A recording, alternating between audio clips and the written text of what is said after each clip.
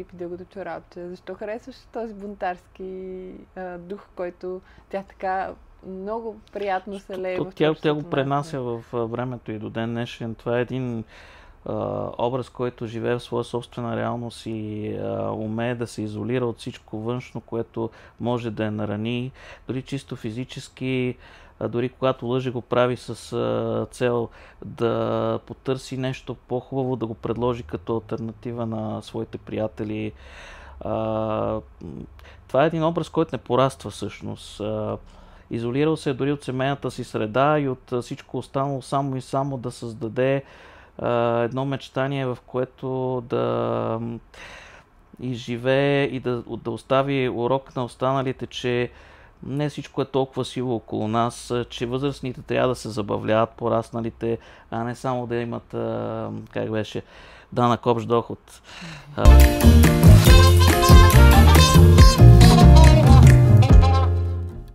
Здравейте, приятели! Благодаря ви, че сте за книгата и хората. С мен Никола Добрева. Вие сте на място, на което ще си говорим за книги, автори и забележителни личности. Днес тук при мен е автор на поетичните книги "Целуващият лешници", "Прошка от Слуган", "Отсъствия", "Статуси" и романа "Анели". Също така има ново заглавие, което също е от коя година? Ами, то не е много ново, от преди 2 години, да кажа. Добре, което е "Нашата малка стая", и за мен е голяма радост да ви представя тук при мен Николай Владимиров. Приятно ми и на мен. Откъде дойде любовта всъщност към книгите? Как разбра, че ще започнеш да пишеш? Откъде дойде това Съвсем, желание? аз този случай съм го разказвал вече няколко пъти. Бяхме на една почивна станция в Костенец с моите родители и брат ми. И аз си харесах едно момиче, което играеше на баскетболната площадка. И реших да напиша любовен стих за първ път в живота си. Написах го този стих, отидох на площадката в паузата, когато тя почиваше от игра, дадох и го. Тя каза благодаря, взе го и си тръгна. На следващия ден си отиде, нали, физически от станцията, имам предвид. И години по-късно ние се срещахме с това момиче, без да знаем, че се познаваме. Тя беше запазила стиха, което звучи доста нереалистично и романтично, но всъщност е факт. Аз дори не го помнех този стих. Познах си го по почерка, който не е особено четлив и красив. Но тя го пази. Тя го пазеше. Години по-късно, естествено, аз вече съм женен, тя има приятел, но въпреки това е запазила стиха като един много хубав спомен. Но ето, че един такъв стих може да остави един неизлечим спомен в съзнанието на някой и съответно може да е така добро нещо, към което може да се връщаш. Също така, мотивацията ти да пишеш, доколкото разбрах, също е свързана и с първата ти поетична книга, която си пасва с запознанството с твоята съпруга. Да, тя е изцяло посветена на връзката ни в началото с жена ми, "Целуващият лешници", и общо взето съм се вдъхновявал от пейзажи в Перник, когато съм я създавал. И след книгата просто ние се оженихме. Бяхме много малко заедно преди да се оженим. Да, "Южна пролет", като още вътре в журито бяха Евтим Евтимов и Романьола, с които бях доста близък, докато бяха живи. Евтим Евтимов има много красиви стихове също. Да, аз го приемам като един много скъп приятел. Не точно учител и ментор, защото моите стихове са доста различни от неговите, но ми е повлиял, давал ми е рамо и благодарение на него съм получил увереност да продължавам да пиша. Разбира се, вдъхновен от любовната му лирика, онази хубава книга "Обич за обич" и едноименното стихотворение от нея. То е много хубаво, да. И няма как да го забравя. Има един момент, в който книгата излезе, мисля, че 500 бройки от "Целуващия лешници" бяха издадени тогава и ми ги вкараха в едни торби от тези хипермаркетските. Издателството Елинда Евтимов се намира в хладилника и аз съм много далеч, аз живея съвсем друг краен квартал и си казвам, няма сега да дам пари за таксите и такива неща, директно с трамваите и както тръгнаш се придвижа.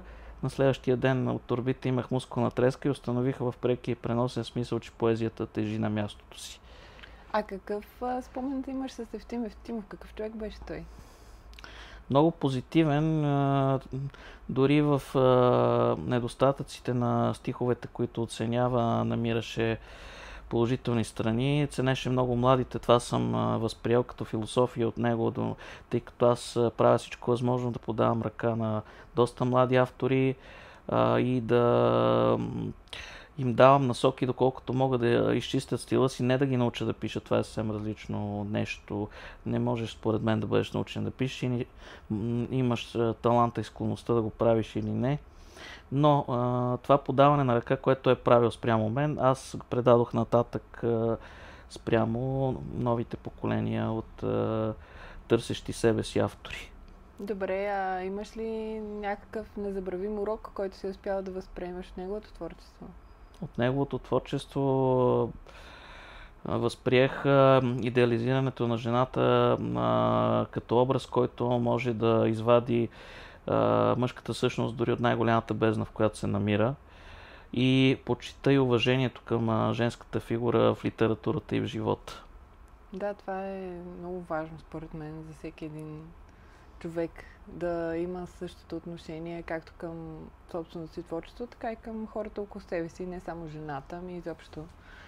Добре, относно заглавията, всъщност, които ти харесваш, ми направи впечатление, че си фен на Астрид Лингрен и съответно на Пипи Дългото чорапче, защото пък много мои гости казват, че също така много харесват и Карлсон, който живее на покрива, Емил от Лунеберия, и Астрид, и всъщност така и Пипи Дългото чорапче. Защо харесваш този бунтарски дух, който тя така много приятно се лее в творчеството? Тя го пренася в времето и до ден днешен. Това е един образ, който живее в своя собствена реалност и умее да се изолира от всичко външно, което може да я нарани, дори чисто физически, дори когато лъже, го прави с цел да потърси нещо по-хубаво, да го предложи като алтернатива на своите приятели.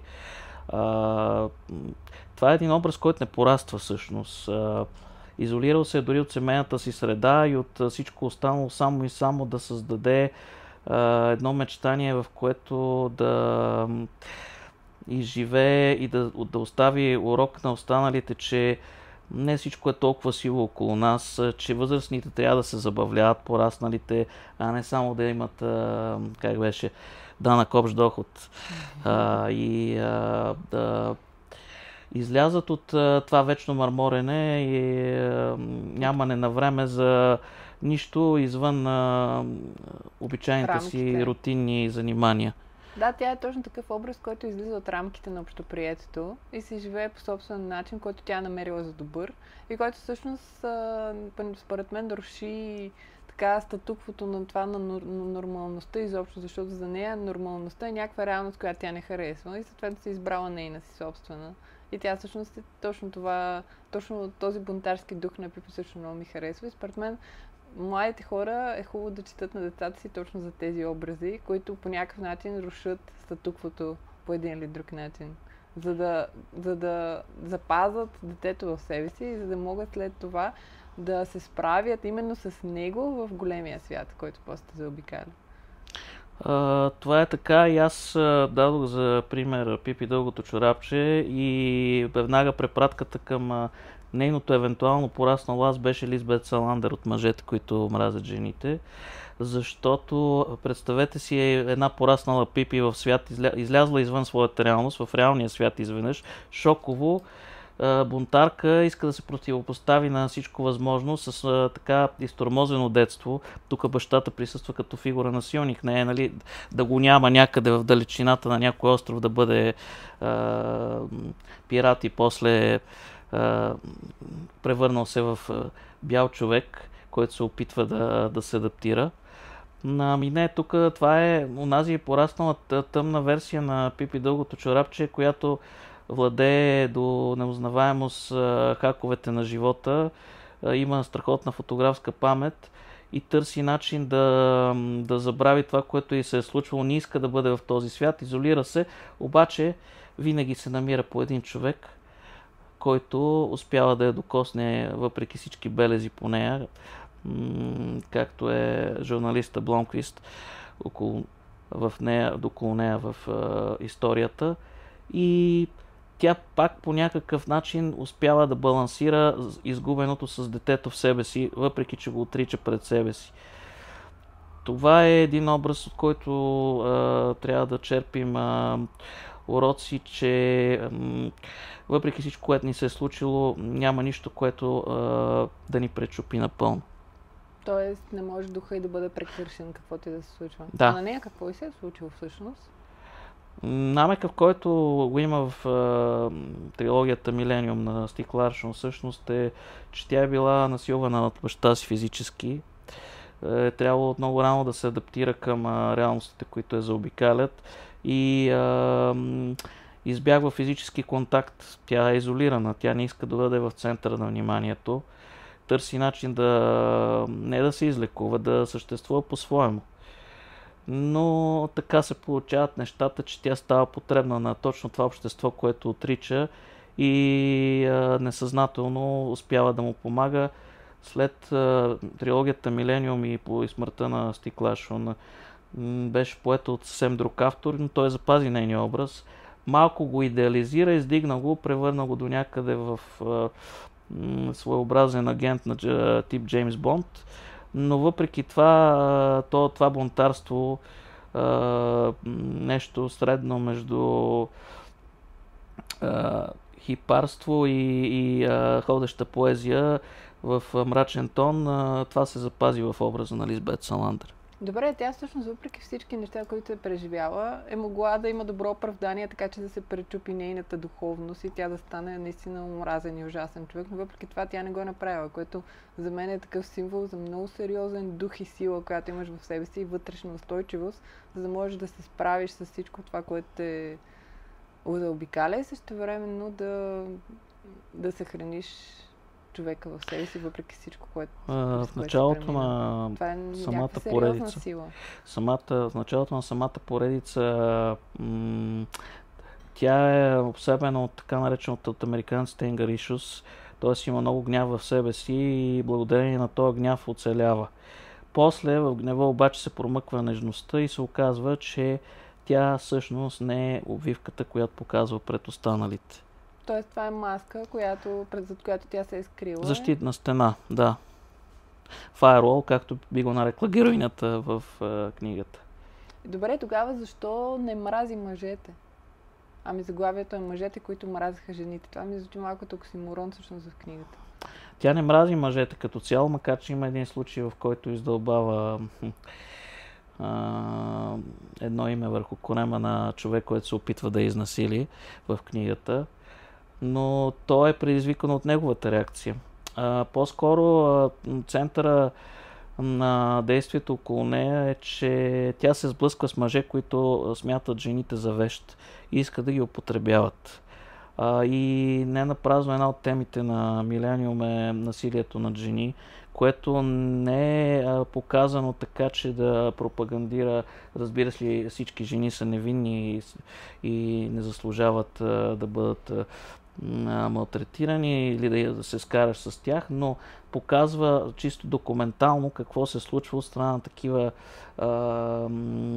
мъжки персони, които искат да осъществят сюпримеси над определена жена и да я превърнат в не даже бижу, което да носят и да показват и да се хвалят пред другите, ами вещ, която ще изхвърлят кошчето за буклук. И заради това ли се нарича мъжете, които мразиха жените? Да.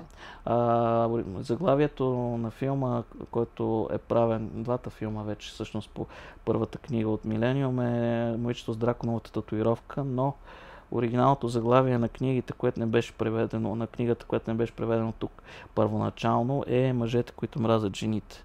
Филма с Даниел Крейг. Това е американската версия. Да. Иначе има една по-ранна, която е правена в Швеция от дъчанин. Добре, всъщност това е един много мъжествен превод за омразата към жените, по един или друг начин. Какво ще се случи, когато в една стая е затворена камериерка и 78 годишен мъж? Еми нищо, защото реалните проблеми си остават. Да. Ето затова мъжете мразят жените, според мен.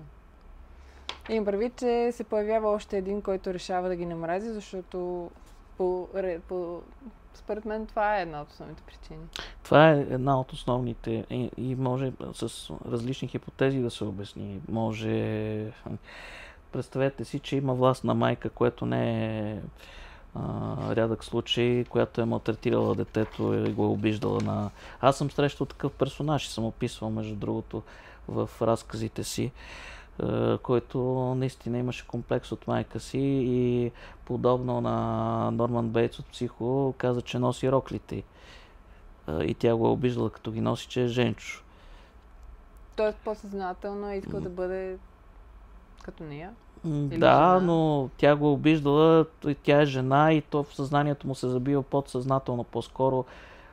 Щом тя е такава, що и останалите да не са такива, аз значи ги мразя. Знаеш ли на какво ме навежда тази мисъл за травмата в случая, както казва автора, травмата, която една жена е получила и как се е справила с нея и какво прави благодарение на нея. И същевременно мъже, които най-вероятно също са травмирани, обаче са се превърнали в чудовища, защото те не са успели да съхранят себе си. Виж какъв е паралел между силата на това, което има жената в себе си и всъщност слабостта на мъжа, защото той не може да се мери с нея. Той не може дори да си представи какво е да преминеш през такъв ужасяващ сценарий и въпреки това да съхраниш по някакъв начин себе си. Докато те тотално се губят. Те тотално се в лабиринта от свои желания и съответно нереалистични всякакви психози и неврози започват да се появяват и ти съответно се превръщаш много по-лесно в чудовище. И точно заради това, според мен, този инстинкт, който има мъжа, той не може да избяга от него. Той не може да си представи света без него и същевременно те по някакъв начин се превръщат в някакви животни, които забравят това какво е да бъдеш човек. Докато при жената не е така. В повечето случаи. Нали, говоря основно, масово. Не говоря в случая за всичките са такива и всичките са такива. Има просто самия начин как човек може да се съхрани и това, което човек може да възприеме за себе си и този избор, който прави за живота си. Това е много философска тема, но истината е, че мъжете имат нужда много повече от помощ, която не търсят. И могат да направят друг избор, който не правят, обаче. Или пък не правят определена промяна, защото ги е страх, защото нямат куража да го направят. И по-цинично ще го кажа, дори чисто статистически, ако погледнем в световната история, голяма част от така наречените психопати и социопати, серийни убийци са мъже. Има жени изключения, разбира се, че има, но статистиката показва друго. Статистиката е такава, те са много травмирани и те не могат да избягат от тази травма и затова се превръщат в тези чудовища, в които са. Още един така доста известен роман, който ми каза, че харесваш, параграф 22.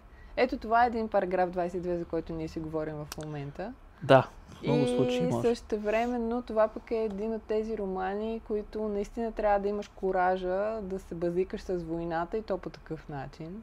Им предвид, че това е човек, Джозеф Хелър, който е преживял войната във Виетнам. Военен пилот. Който е видял от първо лице. Той е видял отблизо и отгоре, и отдолу, от всякъде.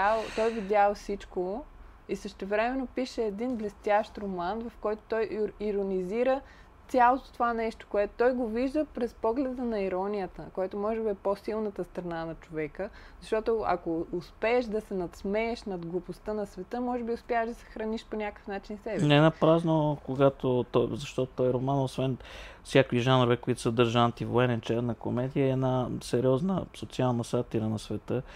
И тогава в началото даже никой не го е приемал този роман, той е бил отхвърлен преди да стане по-известен, но с течение на времето тук искам да вмъкна нещо, че и в момента, в наше време се подценява много този жанр сатира, а той всъщност е навсякъде част от нас самите и в книгите, които четем между редовете им, но ние си мислим, че не е толкова интересен, страх ни е нещо да не намерим от себе си в него и предпочитаме, да кажем, по-лесни и смилаеми неща, като любовни романи или чиста драма, на която, нали, знаеш, че като се разплачеш, значи хваналото е нещо, засегнало те, ударило ти емоциите, обаче има книги и филми и изобщо произведения на изкуство, над които се мисли, и сатирата е едно от тях.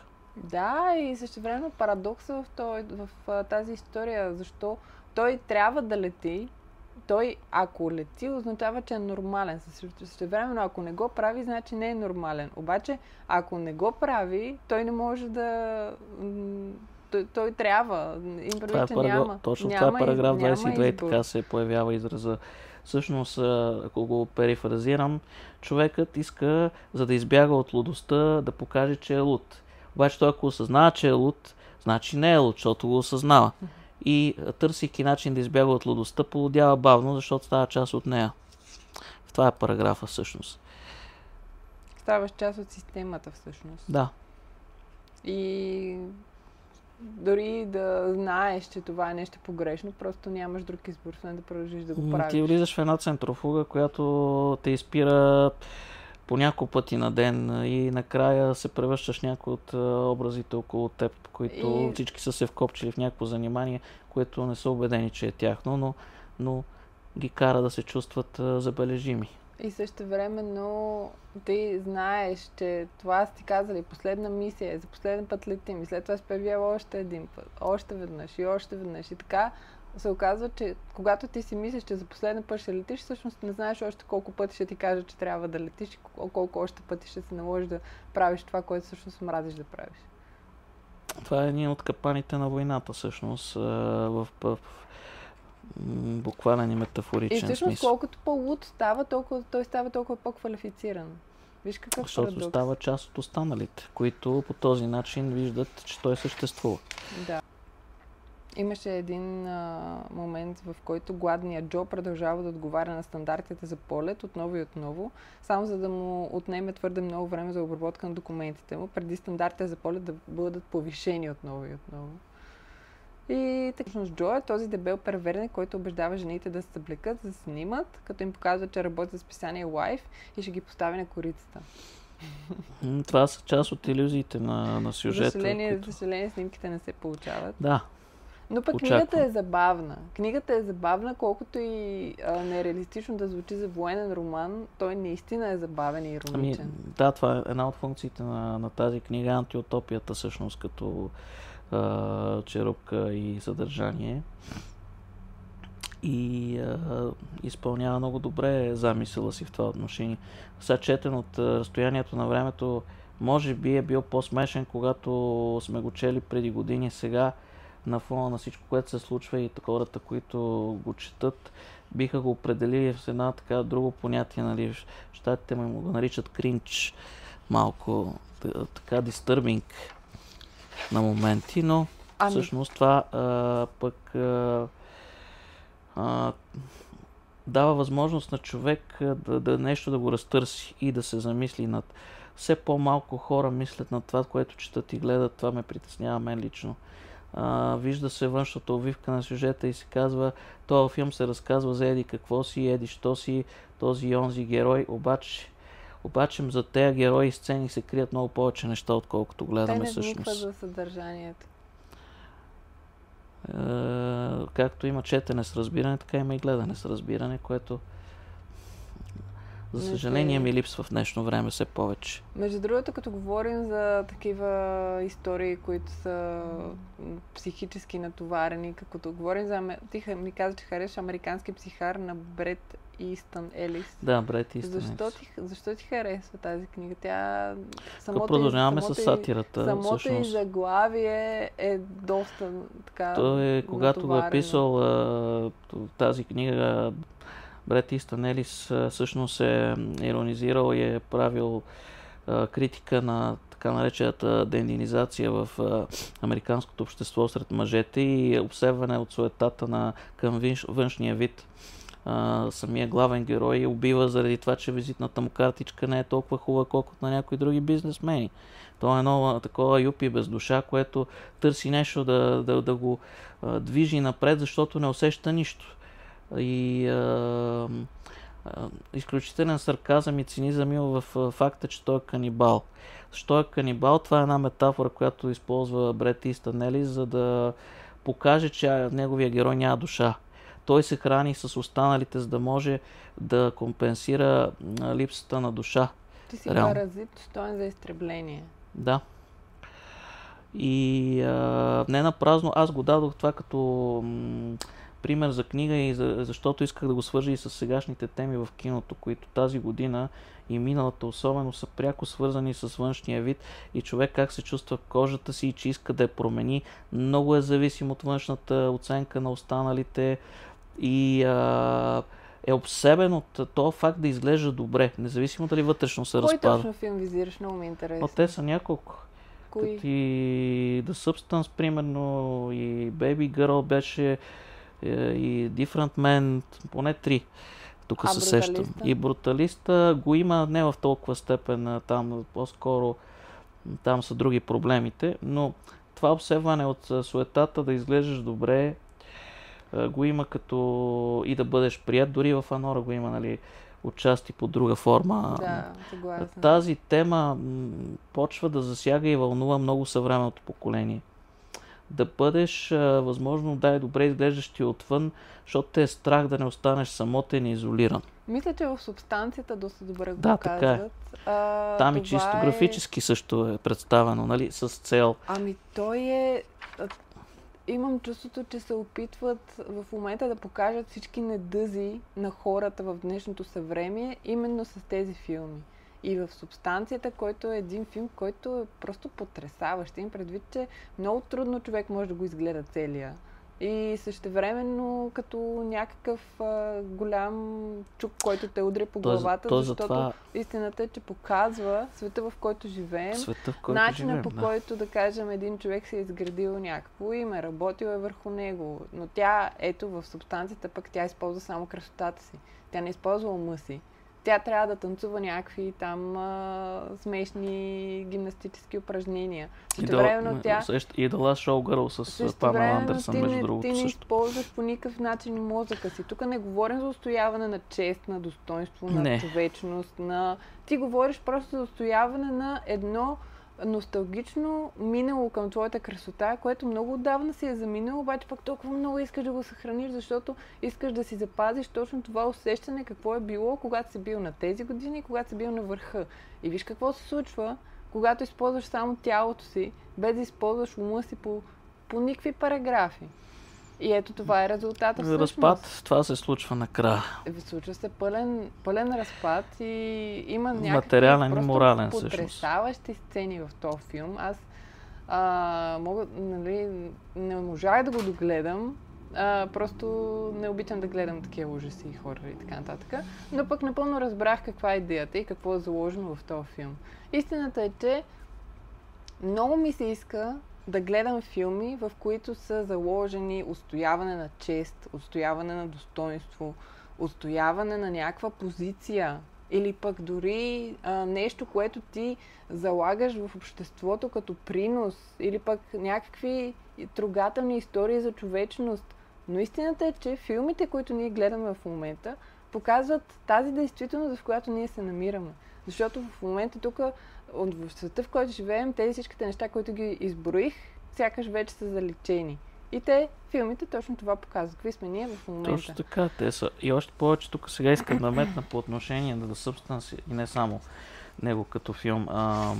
Много хора си мислят, че изкуството се свежда конкретно за киното до харесване и нехаресване. Не, проблема е много по-дълбок.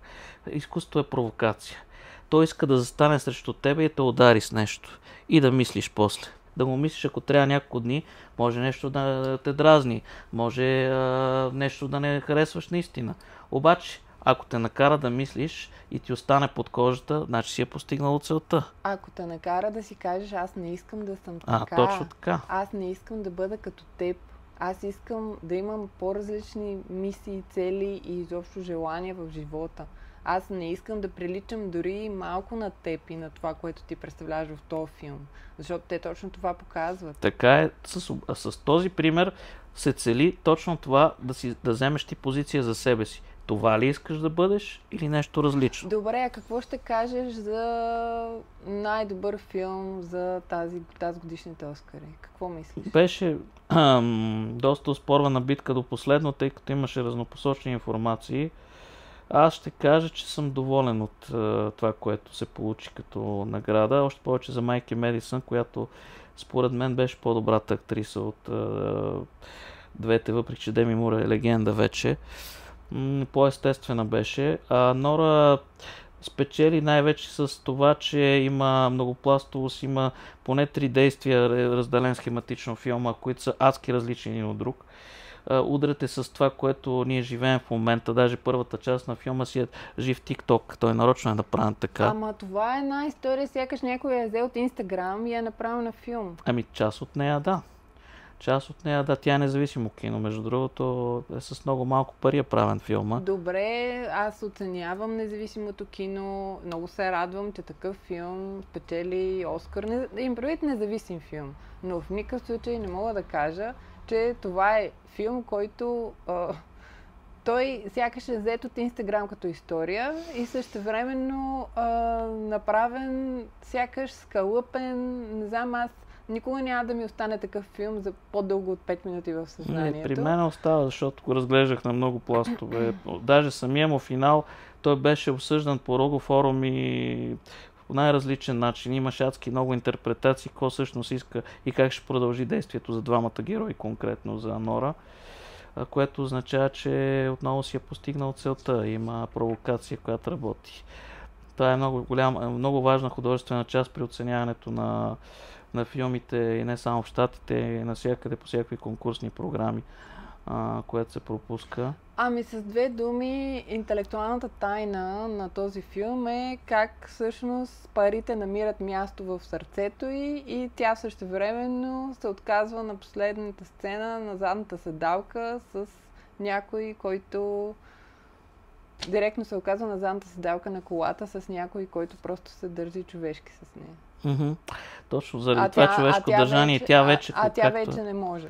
Ами, да, всъщност може. Тя точно в финалната сцена се показва като човешко същество, защото тя до този момент се сдържа. Реално едва ли не всичко, което го изживява, го преборва, ама се оказва, че не е толкова силна отвътре, колкото изглежда. Добре, какво ще каже то пич Иван, дето е пълен глупак, който с тънко тяло на тинейджер и същевременно син на руски олигарх, който... Ето, да, съгласен съм, че това е една история, която показва абсолютно категорично днешното съвремие. Да, начинът, по който се отглежда. Аз за това всъщност да се върна и на американски психар, исках да направя прехода. Той засяга темата за материалното. Човек е обсебен от хубавата мода, Патрик Бейтман всъщност е главният герой, иска хубави костюми, хубави визитки и да го оценят. Ето. И при Анора общо взето също. Тя не иска да е сред проститутки, тя иска да е на по-високо ниво, търси начин материален. Да, обаче виж сблъска на двата свята. Материалното, т.е. сина на руски олигарх, Ваня, срещу тази, която всъщност е израснала по различен начин, но пък иска да бъде част от този свят. Нали, иска да постигне невъзможното без никакви усилия. И виж всъщност какво води деградацията. Какво показва как, когато ти не се бориш за нещо, за някакви мечти, за някакви възвишени цели, ако ще да имаш някаква амбиция да направиш заобщо нещо в живота, каквото и да е, се тая. Нещо, каквото и да е. Изведнъж идва една такава, която е стриптизьорка. Която е поредната, била се оказва, нали? Която естествено е поредната, която не може да впечатли с нищо, освен с това, че изглежда добре, което, нали, е даденост. Обаче тя не го оценява също. Тя го е възприела като начин, като инструмент, към който тя може да се възползва от съзнанието на някой така идиот като Ваня, който е богат, който не знае какво иска да прави в живота, който търси някакви неща, които да го правят щастлив по един или друг начин. Той търси силно усещане, в смисъл, и си го набира по по най-лошия начин, т.е. с забранени вещества и секс, да си го кажем директно. Това е някаква... Той е напълно безмислен, тя е напълно безмислена. И какво се случва, когато се съберат две такива безмислени личности, за да бъдат заедно? Ами, живеят един... Случват се уроци, които, нали, затова беше и финала на Анора, който виждаме, че тя не знае как да продължи нататък, защото усеща в себе си човешка същност, извън плътта. А при него какъв е урокът, най-вероятно си продължи със същите, примерно. И имам чувство, че тази, как се казваше, да спечели Оскар, Майки Медисън, да. Тя и всъщност това е едно момиченце, което на мене ми се струва, че играе точно себе си. Може. Ние не познаваме като личност. Може да изглежда автентично, да, наистина. И това е абсолютно чистка смес, за което, нали, в никакъв случай не... Не, тук има други елементи, не мога да се съглася от нейната актьорска игра. Там има елементи, които се гледат и игра с тяло и с поведение, при които се оценяват при актьорите. При нея го имаше това. Дали е тя същата или не, това не знаем. Тестина, тя пък е и млада, до 25 години още. На мен още. това, което ми прави впечатление напоследък е, че повечето актьори ги избират, за да могат да влязат точно в тази роля, в която са. Просто защото те са такива. Това е добре, значи, това е един от добрите подходи, защото иначе се получава... Иначе ще видим някакъв пълен нереалистичен получават се, примерно, спектакъл. Някоя актриса, която е известна с маниера си, или актьор, с маниера си на игра, и ти искаш от него да изиграе, примерно, известен певец. Или не визирам Тимати Шаламе, защото той си направи ролята много добре. Примерно, на мен не ми хареса Анджелина Джоли в Калас. Тя играе Анджелина Джоли. За мен това не е Мария Калас. Ами те играят себе си. Тя трябва да играе. Аз за това обяснявам. Точно това визирам в момента, че актьорите, които могат да изиграят всичко, са... Много малко също. Те дори, не знам дали някой от тях някога ще помиришат Оскар, въпреки че го заслужават безапелационно, но са страшно малко актьорите. Аз мога да ти кажа, че тази, как се казваше, Мики Еди, Майки Медисън, мога да ти кажа, че съм абсолютно убедена, че това ще бъде някакъв абсолютен приръст изведнъж в нейната актьорска кариера и дали ще изиграе някога нещо различно и то добре. Аз съм сигурен, че ще изиграе, по моето мнение, по въпроса. Надявам се да е така. Просто казвам, че хората, според мен, режисьорите себе актьорите заради това, което са и съответно играят по малко или много себе си. Но същевременно актьорите, които могат да изиграят всичко, абсолютно всичко, са... не знам кои са. Но са много малко. Много малко са, да. А и повечето са вече на възраст май. Имам предвид, че говорим за някакъв грандиозен талант, който става скрит някъде в ъглите, но въпреки това го има, за което много се радвам. Надявам се да не се отказват да го правят, защото те са създадени да правят това, което всъщност правят и заслужават много и се надявам някой ден наистина да изгрее тяхната звезда, защото трябва да видим талант, трябва да мирише на талант. Но между другото, знаеш кой много ми хареса? Бруталиста. Едриан Броуди. Едриан Броуди печели... е най-добър актьор, който ми хареса.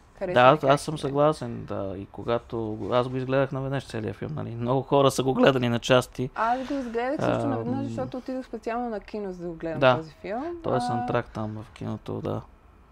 Да кажем, има пианиста, след това бруталиста и за двете... Всъщност първият Оскар за пианиста ли е? Да, взима актьор за пианиста, взима най-добър актьор за пианиста, взима най-добър актьор за бруталиста. Какво намираш в този филм? Какво успя да видиш? Много неща като цяло. Общо взето, по отношение на човешката природа, аз бях правил киноанализ за него специално. Едриан Броуди, конкретно за него, има една специфична особеност, която и за нея писах, че той има много различна актьорска игра с тяло, мимики и жестове, които не се припокриват с почти никой в Холивуд. Много различни са по начина, по който се движи, държи. Една цигара да държи в кадър и то просто ти остава запечатано в зеницата после. И това му печели. Другото, което му печели наградите, е, че той се изолира напълно от самия себе си. Той за ролята на пианиста, например, се е изолирал от цялото си семейство, отслабнал е нарочно, искал е да види какво означава да страда човек, когато е сам в шокираща обстановка. 2 години се е готвил за тази роля. Той не е бил себе си изобщо, той е излязъл извън това. Тя може би заради това е толкова впечатляваща. Да, това също го има. И същевременно филма е абсолютно изящен. Той е заснет като... даже в различните години, през които преминава, са използвани цветове, характерни за дадената епоха. Те се сменят цветовете поради тази причина на оператора. Да не говорим, че операторската дейност прави филма много дълбок. Той снима по най-различни подходи и маниери, реално. Ти в момента за бруталиста ли го? Да. Добре. И тук го има, разбира се, и религиозния елемент, който не знам колко хора са го забелязали, за изкушението от мечтата, която всъщност е дявола в случая. И до някъде Гай Пирс изпълнява тази роля на човекът, който иска да изкуши и да подлъже някой по себе си, тъй като реално преодолява свои вътрешни дефицити. Да, обаче виж как го посреща с гняв, с викове, с някаква буря, незабавно, сякаш иска да го смаже с поведението си. Това му е на прима виста първото. Така е първото, когато той после пак пасивно го смазва по време на самия сюжет, да не говорим за една сцена чисто физическа. Но всъщност героя на Гай Пирс е типичния за тогавашното време човек, който, искайки да остави нещо в историята, намира някой, който може да ползва. И той осъзнава, че е попаднал на човек, който има талант и който може да бъде използван, независимо дали го уважава или не. Затова и отношението му се променя. И същевременно Ласло Тод знае, че няма друг избор. Да, той е поел този път, иска да в една все още чужда и до края чужда за него, към него по-скоро държава, иска да постигне така наречената в случая американска мечта, която има 2 страни на монетата, както знаем. Има висока цена. Има висока цена, която всъщност в епилога се вижда каква е реално дори. Той избира да пренебрегне себе си в името на това да направи нещо, в което е добър. И нещо, в което мисли, че може да се справи. И той реално чисто фактически го е постигнал за сметка на всичко, което му се случва. Всъщност, приятели, става въпрос за няколко десетилетия след Втората световна война. Това е така един много визуално разкошен филм, който влага в игра много идеи, като се започне с напрежение, да кажем, между изкуството и търговията. И до голяма степен се фокусира върху един човек на едно място, но може да се каже, че проследява и съвсем други различни въпроси, като утопия до варварство, желание, смърт, форма, съдържание, имиграция и изобщо теми, опасностите, които предлага модерността. И много някакси има нещо иронично в това за страната на неограничените възможности. Които, за Америка, както дават и взимат. Където можеш да отидеш и да си всеки, можеш да постигнеш всичко. И същевременно колко пресирано дори е изкуството в случая. Между другото, това ми напомня и за мен лично, аз го възприемам като препратка с Америка в момента. Има общи моменти. Реално не са се променили с годините много от моментите. Много голяма в момента дълбочината, в която можем да залегнем с това, което Америка се намира към днешна дата в момента. И всъщност репресиите, които продължават по същия начин, дори върху творчеството, дори ако ще върху филмите, върху тези, върху които се дава гласност, върху тези, върху които не се... В абсолютно всеки аспект на този смисъл Америка. Да. И за мен това е един разкошен разказ, който се гледа трудно, но пък посланията, които остава, са наистина много тежки. Какво мислиш всъщност за препратката Ласло Тот името? Знаеш ли какво се случва с истинския Ласло Тот?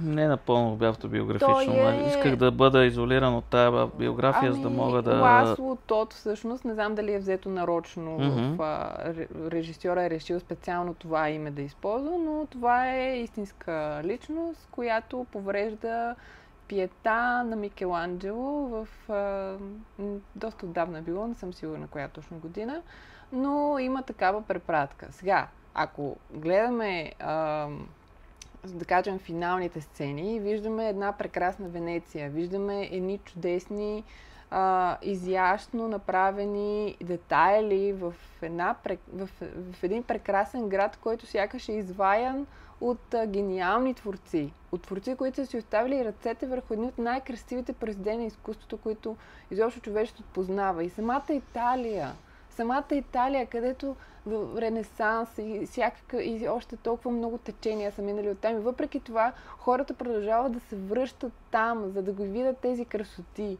за да видят какво е човек да се докосне до един камък и от него да направи нещо брилянтно. Или пък дори най-малкото от една фасада на сграда, от един детайл върху нея, който е всеки един такъв малък шедьовър. Всяко едно нещо има история, наситено е с толкова много талант във всяко едно отношение. И изведнъж виждаме един Ласло Тот, който е повредил някога си статуята Пиета на Микеланджело. И виждаме един бруталист, който се опитва да прави собственото си творчество в една чужда страна. И въпреки това той има име. Тя му позволява. Въпреки това, че той е пресиран, насилван по ужасяващи начини. Той успява да го направи това нещо. Обаче някак си знаеш кое ми се видя много грозното в целия филм. Това, че неговото творчество не може и да стъпи на малкия пръст, изобщо цялото течение брутализъм, което ние познаваме, е толкова бездушно. То обвинявано през годините точно в това, между другото. Е толкова бездушно сравнение с всичко това, което познаваме. И точно заради това тези сцени за мене бяха показани в филма. Добре, виж Италия и виж брутализма. Можеш ли да направиш дори... Може ли дори изобщо да застанат на една почва и да се сравняват? Не, това е друг тип изкуство, което е много упростено, без толкова украшения, така е замислено брутализма, въпреки че си има сложната конструкция отвътре и отвън. Даже ние имаме тук сгради, които са строени в този стил в България. И НДК и Зала фестивал, например, но те са много... Имаме цели квартали, които са строени по този начин. И точно за това изглеждат, както ти спомена. Има го този елемент. Празни отвътре са. Все едно, въпреки че са изградени да съдържат хора и вещи, изглеждат празни някакси. Виждаш ли защо сме си изгубили усета към естетиката? Благодарение на какво? Защото едно е да се събуждаш всеки ден на един площад, да кажем Италия, където всеки един детайл, който те обгръща и който те гледа от всеки прозорец по един или друг начин. Няма площад на хубав град в Италия, който да не е изящен и прекрасен. И всъщност цялата тая красота, която там те обикаля, ти изграждаш някакъв усет към естетиката. Ти изграждаш нещо, което имаш усет към това да виждаш красивото, защото ти си обграден от красота. Съответно, ти по този начин ще бъдеш провокиран да я създаваш, може би. Така е, това е мотивация. Най-добрите в модата. Не знам, може мотивация и това да е тази тип архитектура е друга. Когато те заобикаля нещо друго, когато всъщност си израснал в друг свят и може би търсиш да видиш красивото някъде, не знам. Ако трябва да сме чисто философски настроени, красивото може да го намерим във всяко едно нещо и ъгълче и вещ, обаче все пак има някои по-универсални неща, които веднага като ги видиш си казваш, да, ама тук има творчество и фантазия. И не е нужно веднага да чоплиш там, за да ги търсиш, ти ще намериш и други детайли в това. И колкото повече намираш, още по-добре. Тая фантазия ти помага на теб, особено ако си творец, да създаваш на свой ред по-красиви неща. За мен режисьора, който е направил Бруталиста, нарочно го е направил този филм да е грозен. Така, аз съм съгласен, филма за гледане не е приятен за проследяване дори. Обаче въпреки това го гледаш. Въпреки това искаш да разбереш какво ще стане. Въпреки това си погълнат от тая история. И след това, когато го изглеждаш и си казваш, Боже, аз не искам да го живея това нещо. Аз искам нещо различно. Аз искам да съм друг. Аз не искам да приличам на този. И същевременно след това се подписваш под тези монументи, които си създал. Да, може би някога са били модерни. Обаче това, което ще остане за винаги, това, което ще продължи да надживява години наред, хората някой ден ще го видят и ще го оценят. Ако не в момента, то може би след време, не знам. Да. Но има неща, които остават вечни. Според мен точно това се опитва да покаже този филм. И това, и аз като цяло каза, че изглежда, да, такова е усещането, наистина има усещане за нещо грозно и в същото време е доста красиво, защото е монументално заснето от всякакви страни. Тук операторската дейност е Лоу Краули, мисля, че се казваше оператор, ако не се лъжа. Той е приложил възможно всички практики и знания от операторството. Аз специално търсих за филма начина за снимане, различните методики и тук това ми отне 2 пасажа описания, което не е нормално даже за киноанализ да се споменава, обаче при положение, че операторската дейност ти тласка целия филм и обхваща какви ли не фрагменти и детайли, нямаше как да не се опише. Да. Добре, а какво мислиш за Мария? Половинчато усещане като за филм. От една страна личните драми на героинята, нейните зависимости са добре изразени, от друга страна творческата личност на Мария Калас ми липсва на мен лично. И не е много добър този подход. По отношение на музиката има смесване между реалния глас на Мария Калас и този на Анджелина Джоли, за което естествено тя е репетирала, взимала уроци, обаче в едни песни има 40% примерно, образно казано, глас на едните, 60% Калас и обратното. И накрая не звучи органично музиката за мен лично. Ако го сравнявам с... Защо на фокус трябва да са толкова много трагичните моменти в това всеки друг въпрос, който аз бих задал също. В всяка една история, която ние до момента изброихме и която има още такива, които станаха или популярни, или не чак толкова, но се проследява най-мъчителната част от целия път. И предвид, аз ще го обясня просто. След фанфарите, след фойерверките, след успеха, след като си изградил това и може би си бил щастлив след като си го направил, и изведнъж се вижда само един момент от нейния живот, в който тя сега дали наистина е била толкова влюбена в Оназис или не, това нямам представа. Това е съзнателно избран период, който друг е въпросът дали е правилният период, който ние искаме да видим, т.е. дали това е достатъчно Мария Калас, която виждаме на екрана, защото според мен не е. Това е основно Анджелина Джоли, както споменах. Не, аз така мисля. По-правилен беше подхода на Напълно непознат с Тимати Шаламе, Боб Дилан. Там всичко се разглежда година след година, първите 4 или 5 години беше от неговата кариера. Няма осъдителен елемент. Най-важното, няма елемент, който ти казва, тук това трябва да го видиш и задължително да го осъдиш или да го харесаш или да го отречеш. Не, просто Тимати Шаламе много добре е разучил Боб Дилан и не е Тимати Шаламе, е Боб Дилан. Той не играе Тимати Шаламе в този филм. Това е по-правилният подход, който аз смятам, че трябва да... С Моника Барбаро също добре се представи. Аз виждам в Мария някаква абсолютна трагедия, в която тя първо, че ми изглежда като изключително безхарактерен човек. Съгласен съм. Който го представят като единствено вглъбен в това, че и се иска, пък не може да пее, в това, че е имала някаква любов, пък тя си е отишла и е останала единствена, това, че невъзможността да се радваш на малкото, което имаш в момента, това, че когато си бил на върха и същевременно след това може би вече не си там, защото не ти го позволяват, нали, физическата ти подготовка. Същевременно те поставя в такава позиция, от която ти не можеш да се справиш. От която ти нямаш характера да продължиш живота си по един достоен начин. Да, абсолютно съм съгласен с този анализ. Като цяло, мен ми липсва... Дори образът не ми е доизграден напълно. Като цяло, нали... Има и други половинчати филми. Аз споменах и Baby Girl с Никол Кидман и там има много добра основа. За какво става въпрос за Baby Girl? Аз не съм гледала. Отново за тази тема, относно тази тема за... Ще го разкажа така по най-краткия начин.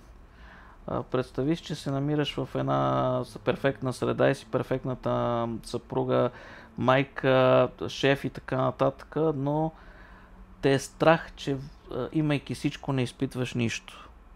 Търсиш силни усещания, предизвикваш себе си, защото иначе ще се намразиш. Тя прави точно това. В един даден момент започва една афера, която може да завърши зле. В случая не завършва зле, има нещо недовършено в финала и в самото изграждане на характерите, но това е друга тема, която вълнува съвременната общественост и хората като цяло.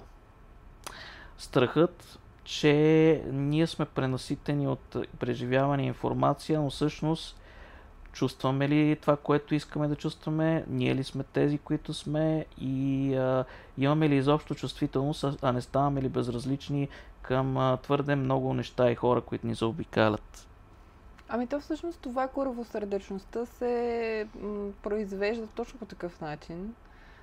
След като вече си постигнал някакъв вид успех в живота и започваш да ставаш доста коравосърдечен към всички около теб, към всички останали. Същевременно то може би е част на нормалния път, който така проследява успеха в крайна сметка. Но дали ще успееш да се храниш това, което всъщност ни прави все пак хора, вече може би точно това поставя филма, не съм сигурна, не съм гледала. По-скоро е за наистина за един човек, който се страхува от това, че както го казва тя, че за всичките тия години не е изпитала един истински оргазъм с мъжа си в ролята на Антонио Бандерас, който тук не е доразвит. Той може да играе много по-добре от това, но не е виновен в случая. Образът му е на места доста схематичен. Това какво ще рече? Няма достатъчно изяви като личност. Тоест, той е на втори план. Да, т.е. че е на втори план и сцените, в които се намира, не го представят не можеш да разбереш този човек, какво чувства, какво мисли напълно, къде се вписва в цялата история. А нея това интересува ли? Главната героиня в случая се интересува основно от това първо да почувства нещо, за да може да го приложи накрая с мъжа си и да могат да си оправят взаимоотношения, доколкото има такива и доколко ще продължат по естествен път. А нейните, така да се каже, промени в психологически план придобиват някакви чудовищни размери, т.е. става все по-зле или има някаква надежда? Не, вижте, тя умее много добре да носи маска. Реално почти нищо не излиза до края от нея. Тя води двойствен паралелен живот, на който не я устройва. А какъв е изходът от такава ситуация? Филма не показва какъв е изходът от такава ситуация, показва само как накрая Единият мъж заминава на някъде, тя остава с мъжа си и прилага техниките от това, което е научила като емоционално овладяване на себе си и изпитване на чувства спрямо мъжа си. Затова е и недовършен като цяло. За мен лично. Тоест тя има и любовник. Да. Има и се разделя с него. Добре, значи не любовника е решението. Нещо друго. В случая е бил трамплин към нещо, което кара да поне за кратко да усеща повече. Да. Всякакви най-различни истории, които показват много трагизъм. Поне аз не виждам, продължавам да твърда, че много ми се иска да виждам повече някакси истории, които проследяват някакъв път, за който се бориш с зъби и ногти, който искаш да бъде достоен, който искаш да ти самия себе си да се виждаш като уважаван човек, също време да уважават и другите. Същевременно да видиш някаква наистина истинска борба в това да минеш наистина по пътя. Тоест по този трънлив, висок склон, на който всяка една стъпка боли, обаче въпреки това продължаваш да го правиш. Според мен, вече не се прави по този начин. Аз споделям твоя модел. Защо? Банално ли е? Не мисля. Може би аз не се смятам за банален, но тъй като това моите разкази не хартиени истории, които пиша и срещам хора случайни в тях. Аз ги срещам за малко. Обаче и в тяхните състояния и дори негативни черти търся. Има много голяма част от тях духа. Те са надмогнали какви ли не рани само и само да се покажат и да покажат, че могат въпреки живота да продължат. И това е положителното, което аз искам да се търси и да го търся в тях. Много хора ми казват, ти имаш прекалено доверие в хората, като личности намираш във всеки нещо положително, хората са гадни. И аз смятам, че във всеки един човек може да се намери нещо, за което да се хванеш и действително да допринесе за себе си и за околните с личността си. И правейки паралел с всички филми, които гледахме. Няма го. Ти си права, че липсва. В смисъл, начин, модела на снимане е друг. Модела на снимане търси изобличаване на негативното като обратен пример, както с теб си говорихме. Но това не означава, че не може да се направят подобни филми. Те просто не се правят в момента. Точно това ми липсва. Добро кино. Много ми липсва. Нещо хубаво, за което да се хванеш. По отношение на драматизма, който каза и трагизма, които се търсят, има един много лесен модел, който има го и българското кино напоследък. Той не е вреден напълно, но понякога се получава, понякога не. Да нагласиш така сценографията и актьорската игра и сюжета на филма, че да те разплачат. Това е търсен ефект, който всъщност играе понякога и за награди дори. Това е така наречените tearjerker ги наричат на Запад и в Холивуд. Те са търсени нарочно.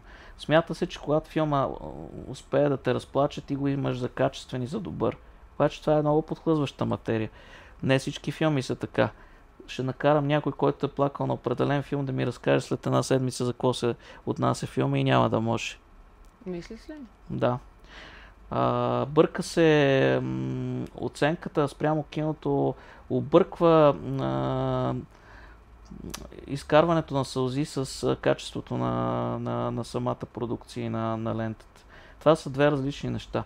Един филм може да е добър и да те разплаче, може и да те разплаче, защото иска да ти внуши, че е добър. Това са две различни неща. Добре, кой беше последния наистина много хубав филм, който гледа и който би изгледал с удоволствие пак? Аз избягвам да правя характеристики и да наричам един филм хубав или не. Чисто като кинокритика. Лично за теб, аз интересувам това, което ти много мислиш. се предполагам, сега ще нацеля нещо, което ето един филм, който може да те разплаче и е качествен. Изкуплението Шоушен, който е тривиално да го давам за пример, но той е пример и за двете едновременно. Аз също мога да кажа нещо тривиално. Да, кажи. Нещо, което ме разплака последно, беше Животът е прекрасен.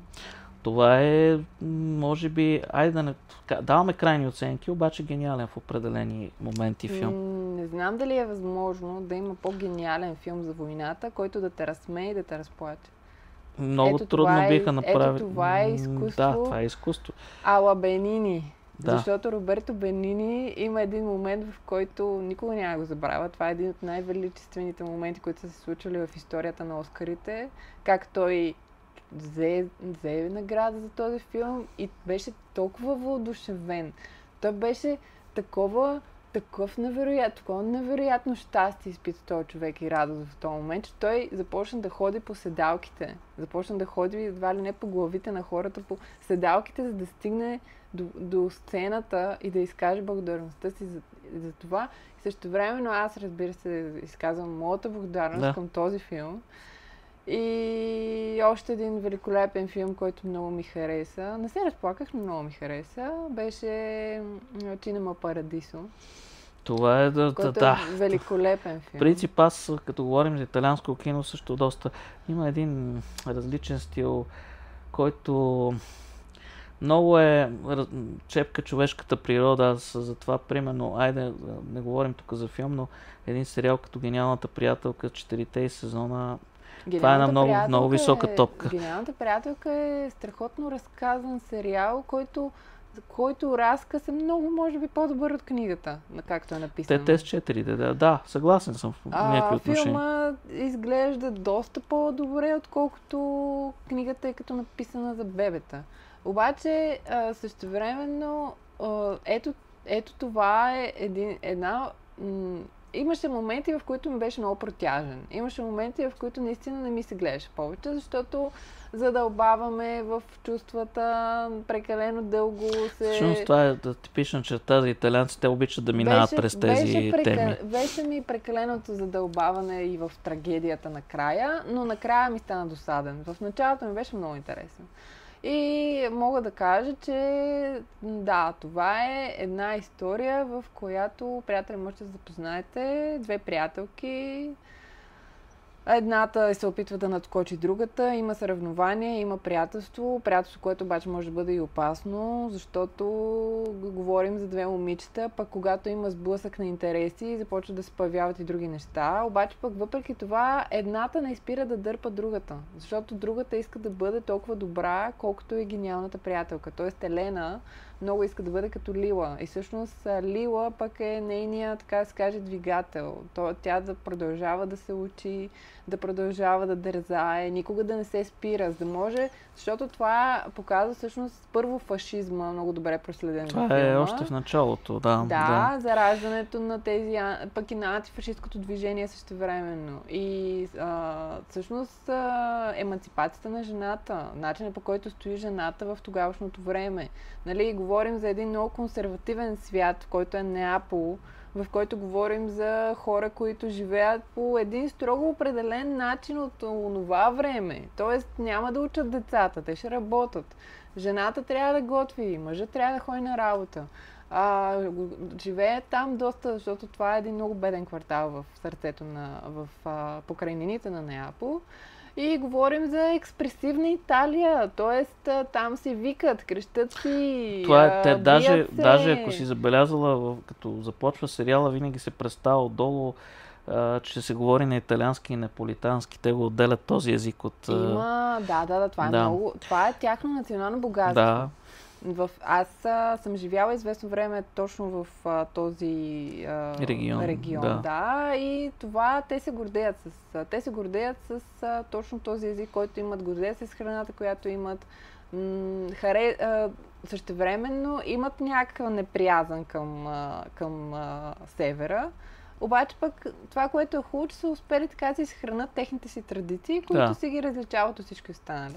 Но пък във филма говорим за едно така остро държане, на изключителна агресия, на огън, на жупел. И те са такива страстни, те са точно така представени на турите. Обаче също време гениалността на Лила се оказва, че на нея може да й помогне до известна степен, защото когато почват да се намесят някакви чувства и същевременно лични преживявания, тя започва да губи тотално себе си.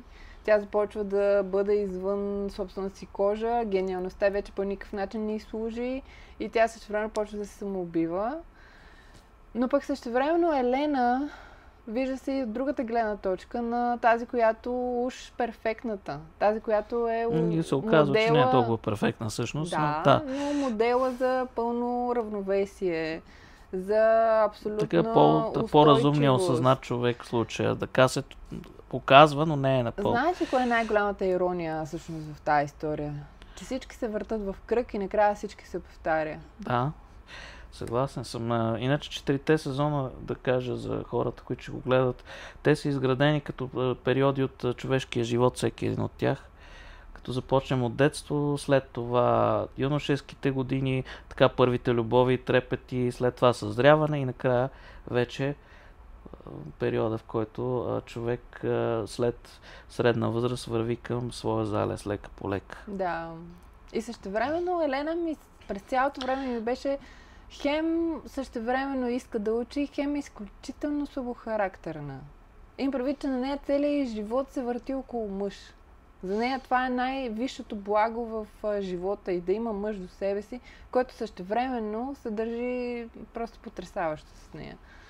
Някакси цялата тая интелигентност, която е заложена в едно момиче, което е направило всичко за да постигне и въпреки това постига целите си, амбициите си, същевременно се оказва абсолютно безгръбначна за взаимоотношенията си с мъжа, който е до нея. Въпросът, който ние си задаваме извън на книгата, книгите, 4-те, и който се говори като теория, че всъщност Елена Феранте е псевдоним. Тя, реалната жена, се казваше Анита, не помня фамилията й. И години по-късно се разкрива, че е тя. Разкри ли се, че Да. И поне теориите са такива, че част от, ако не е голяма част от тази история, тя е преживяла и двете приятелки, поне така се говори все повече, че това са две черти от нейната самоличност. Възможно е, да. Напълно възможно е. Между другото, ако говорим за италианско кино, видя ли Партенопа? Да. Какво мислиш за това? Гледал съм по-добри филми на Сорентино, честно казано. Великата красота за Рим. И разбира се, сериалите му за папите, Младия папа и следващия с Джон Добре, Мак. обаче виж по колко по-красив начин могат да се представят. Аз съм съгласен, че визията на проблеми. филма е красива, обаче... Виж по колко привлекателно за окото да го гледаш начин. Имам може претенции да се... към сюжета, как е построен аз лично и... Какво точно? Смятам, че е обсебен от темата за красотата по такъв начин, че доста егоистично е представено това. Той възхвалява Неапол. Аз съм съгласен. Аз много харесвам Неапол. Обаче филма прилича на филм, който на действие и на сценография, които искат да кажат виж този модел за красота и се учи от него. Имам такива... Не харесвам и не смятам, че в киното има място да поставяш внушение и да създаваш модели. По-скоро чистия разказ и кинематография са ми по-важни от това. Това, което мисля за Партенопа е, че всъщност е нереалистично и крехко да залагаш отново само на красота, колко е безмислено дори. И това също аз го виждам в филма. Това е така, но предпочитам начина на снимане на Вим Вендърс с Имам предвид, че виж колко грозно представяне има на това твое желание да си съхраниш красотата в субстанцията ли? Как беше? Да, това е друго. Това е съвсем различна тема. Съвсем различна тема, но въпреки това е доста... залагаме отново на красота. Обаче в единия... но тя е изкуствена в случая. Тоест поддържа се, така да се изразя по-точно. Да. Не знам, има нещо, което много ми хареса в италианското кино. И то е, пак продължавам на моята си тема, че те са естети. И имат визуално успяват да ти представят гледка, която да те разчувства, която да успее да те докосне. Защото Може би аз си го обяснявам и по този начин, тъй като, айде да изпотребим думата докосване, нищо, че не е напълно професионална. Обаче от емоционална гледна точка, ние като сантименталност и типове и дори чисто държание, смятам, че до някъде сме близки до тази култура италианската. Да, и я възприемаме абсолютно. доста... Абсолютно. Ние дори понякога може и по характер малко или много да се доближаваме. Даже ги има, дори сега чисто хумористично, и тези скандали техните ги имаме и при нас. Знаеш ли кое е различното? Усещането в Италия има някакво усещане за заедност, което ти дава сигурност. Защото там хората успяват, имат гражданско общество. Има много хора, които, да кажем, са на едно мнение и са заедно в това мнение. И си устояват своите искания. Докато в България това винаги ми е липсало. Тук е индивидуализма, но той не носи очаквания резултат. Не казвам, че са идеални, не казвам, че всички мислят по такъв начин. В никакъв случай. Просто казвам, че там успяват да се съберат, когато трябва. И го използват това нещо. Защото това е сила. Им предвид, обществото е сила. Безспорно, това не ги лишава от индивидуалност. Това ние, ако метнем, ние може би в България не го осъзнаваме. Това ние се плашим, че ако станем част от колектива, може да бъдем в сянката на някого. Има го и това. Да. И точно заради това всички сме най-различни посоки, по милион твърдения и същевременно повечето са причините, по които се разделяме, отколкото събираме. За съжаление. Да, това е парадоксално, но факт даже всеки ден се случва във всяка една сфера вече на държавата, независимо в какво отношение. Да. Добре, за кой филм искаш да завършим? Сега, като си гледал 100 000 неща и този въпрос винаги е най-трудния. Айде да завършим с един филм, който реално сега ще направя малко реклама, но ние помогнахме финансово на един български филм, направен от Касиел Нуар като режисьор с много млади талантливи български актьори.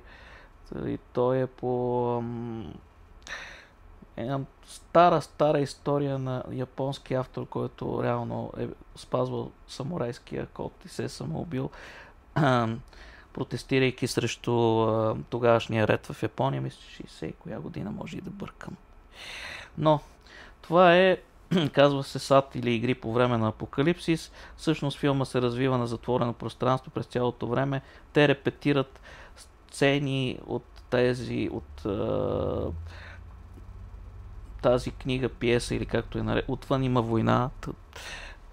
Такова е внушението. И реално всичко, което изричат в диалог и го изиграват, иска да подскаже, че ние вече се намираме в един духовен апокалипсис и сме допуснали липсата на добродетели да ни прояждат отвътре, ако мога да канализирам така целият смисъл, тъй като много сцени може да се анализират, но това е основното, това е център. Точно това се опитва да каже Касиел, че има една разруха духовна, има една война в нас, която не води до нищо добро и ние трябва да се опитаме да излезем от нея. Това нещо, сега искам да направя препратка, ми напомня точно на една картина, върху която не можах да отлепа очи, поне не знам колко време, защото показва именно това. И то във всеки един детайл, по изящно изпипан начин. Това е на картината на Иеронимус Бош, която се казва Градината на земните желания. Знам, да. Той по принцип е много експресивен в това отношение. Всеки един детайл има символ.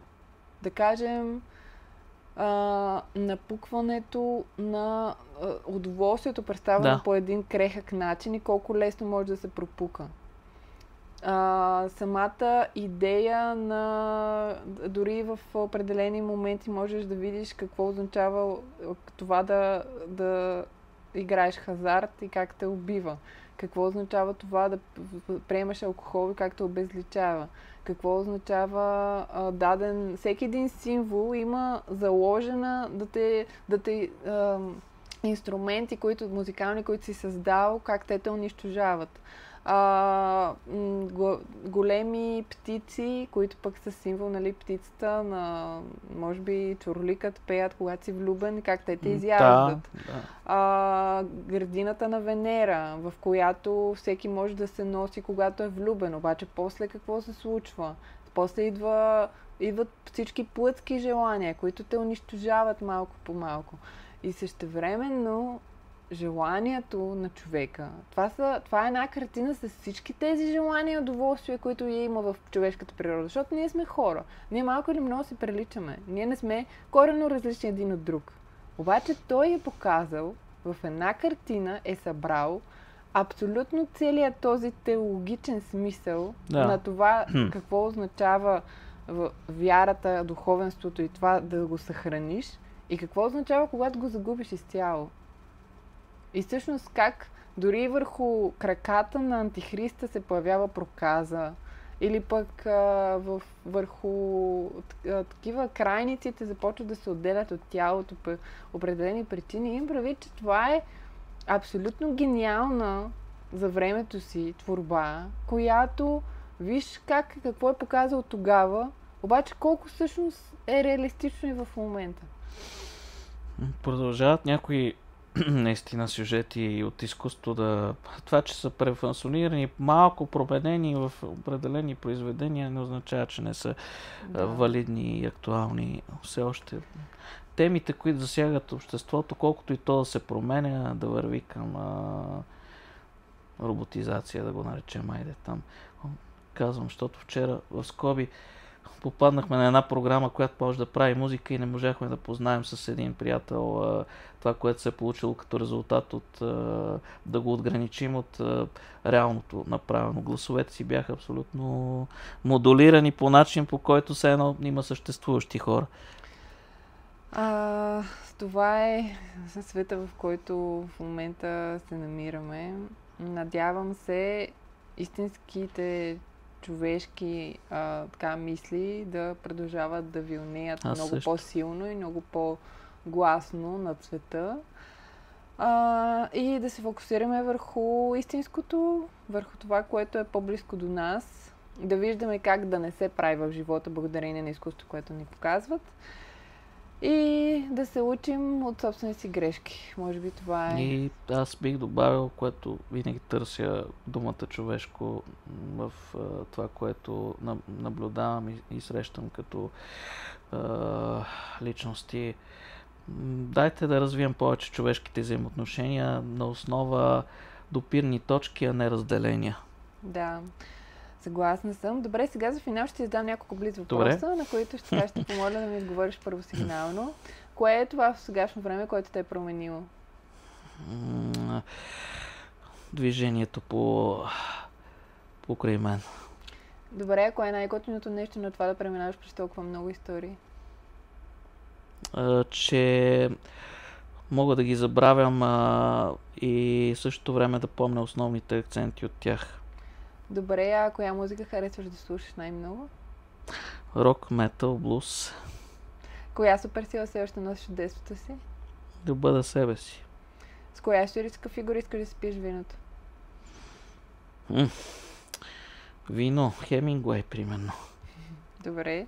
Какво би казал на лицемерните клони, които развяват правилните лозунги? Да свалят маските. Какво искаш да кажеш на българите?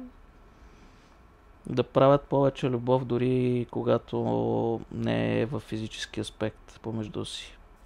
Добре, благодаря много за тази среща. Беше ми изключително интересно да си говоря с киноман, който харесва киното, който харесва и книгите. Тези неща са малко. И на мен ми беше много любопитно така да видя твоята гледна точка. Защото... Аз разсъждавам от професионална гледна точка и затова гледам по различен начин. Знам, че хората, които гледат кино, за удоволствие но моето удоволствие е да разграфявам екрана и да търся елементи, колкото и така да звучи високопарно и глупаво даже, но просто това съм се занимавал. Да, вниманието към детайлите е нещо важно. Добре, сега ще помоля да напишеш нещо в моята летяща книга, в която всеки го се подписва с някакво желание, цитат, сентенция или нещо, което иска да ми пожелае, което ще ми остави незабравим спомен от тази среща. А на вас ви благодаря, че бяхте с За книгите и хората. Абонирайте се за канала, ако все още не сте го направили. Харесайте страницата ни във Facebook, абонирайте се и в Instagram. Благодаря ви много, че бяхте с нас. Очаквайте още много любопитни срещи и до скоро!